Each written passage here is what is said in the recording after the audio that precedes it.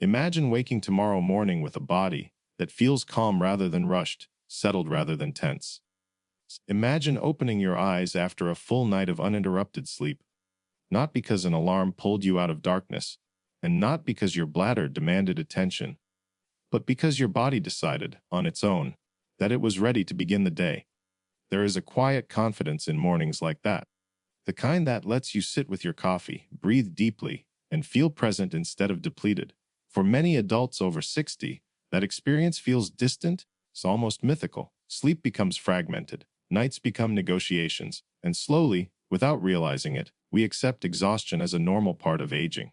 But physiology tells a different story. The aging body is not broken. It is adaptive, responsive, and remarkably intelligent. Even later in life, the nervous system can learn new rhythms, muscles can soften, circulation can improve, hormonal signals can shift. Sleep is not lost, it is interrupted.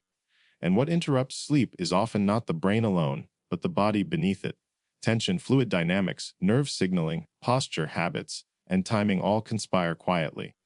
When we address them gently and consistently, the body responds.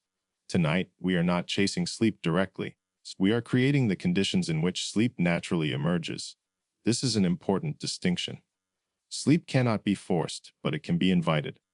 And the invitation begins not in the mind, but in the legs, the hips, the breath, and the daily routines that signal safety to the nervous system. What follows is not a workout, not a treatment, and not a cure in the dramatic sense. It is a conversation with your physiology, conducted through slow movement and deliberate calm. We begin with a simple truth that modern life often hides. Gravity shapes our biology. Throughout the day, as we sit and stand, fluid is drawn downward into the legs. Veins work against gravity to return blood to the heart, and the lymphatic system, without a pump of its own, relies on muscle movement to move fluid upward. By evening, especially in older adults, this fluid accumulates. Ankles swell subtly. Calves feel heavy. This is not a disease, it is physics meeting biology. When you lie down at night, gravity reverses its effect. That pooled fluid redistributes into circulation and is filtered by the kidneys. The result is increased urine production during sleep and the familiar disruption of nocturnal bathroom trips.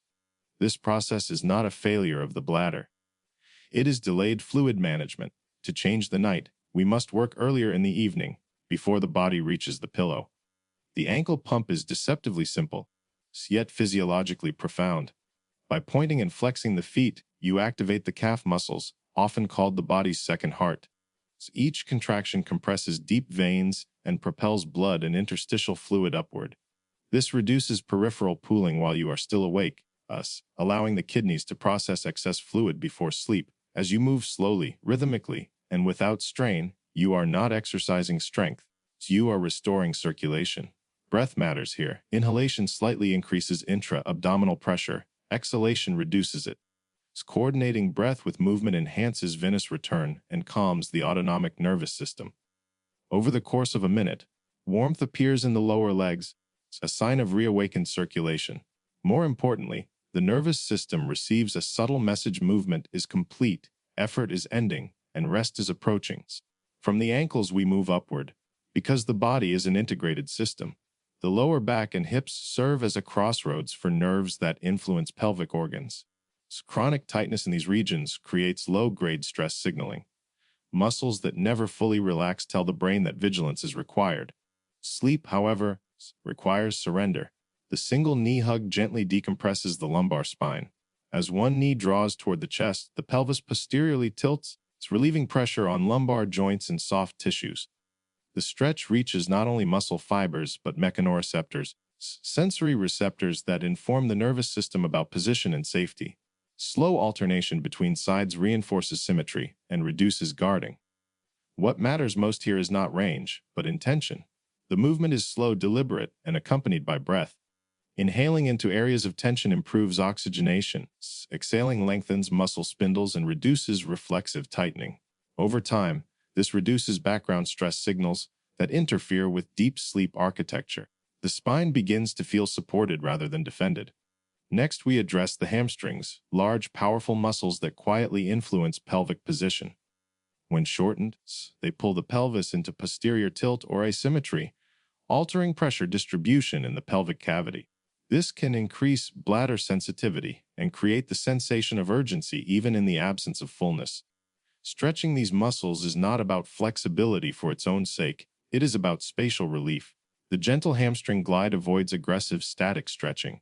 Instead, it uses a rhythmic extension and release that respects neural tension. Nerves run through and alongside muscles, and abrupt stretching can provoke protective contraction. Gliding allows the nervous system to adapt gradually, reducing perceived threat. The trembling some people feel is not weakness, it is recalibration. As the back of the legs soften, the pelvis settles into a more neutral position. This creates space, not only anatomically but neurologically. Signals of urgency diminish. The lower body begins to feel cohesive rather than conflicted. From here, we transition to the inner landscape of the pelvis itself. The pelvic floor is often misunderstood. It is not a single muscle, but a coordinated sling that responds to breath, posture, and emotional state. Many individuals, especially those who have lived through decades of stress, unconsciously clench this region. Chronic contraction can mimic the sensation of needing to urinate and disrupt sleep cycles. The reclined butterfly posture encourages passive opening. Gravity, rather than force, becomes the agent of change. By supporting the knees, we remove effort and allow true relaxation. Hands resting on the abdomen anchor attention to the breath. With each exhale, parasympathetic tone increases. This is the nervous system's signal for safety, digestion, and repair. In this position, brainwave patterns begin to slow. Muscle spindle activity decreases. The body transitions from a problem-solving state into a receptive one. This is not merely stretching, it is neurological downshifting. Finally, we arrive at leg elevation combined with diaphragmatic breathing. This is the most direct intervention for fluid redistribution. Elevating the legs above heart level uses gravity intentionally, assisting venous and lymphatic return without effort.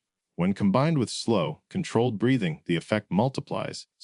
Diaphragmatic breathing stimulates the vagus nerve, a central component of the parasympathetic nervous system. Extended exhalation lengthens heart rate variability, lowers cortisol levels, and promotes melatonin release. This is the biochemical groundwork for sleep. Performed consistently, this practice teaches the body a new sequence: drain, calm, empty, rest. The bladder empties before sleep rather than during it. The brain interprets the state as safe and predictable.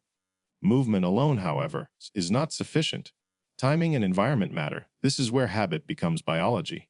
The 3-2-1 rule is not arbitrary. It reflects metabolic and circadian realities. 3 hours before bed, digestion should slow. Eating late increases core body temperature and insulin activity, both of which delay sleep onset. 2 hours before bed, fluid intake should taper to reduce nocturnal urine production. 1 hour before bed, movement transitions the body from daytime circulation patterns into nighttime repair mode.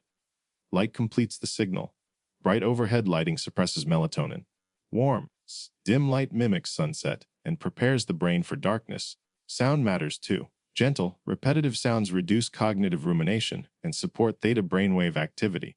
Finally, awareness consolidates change. A simple sleep journal transforms experience into data. Patterns emerge. Triggers become visible. Success becomes repeatable. This is not obsession. It is curiosity applied to health.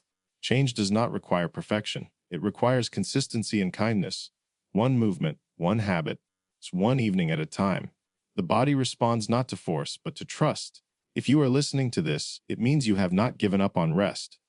And that matters. Sleep is not a luxury.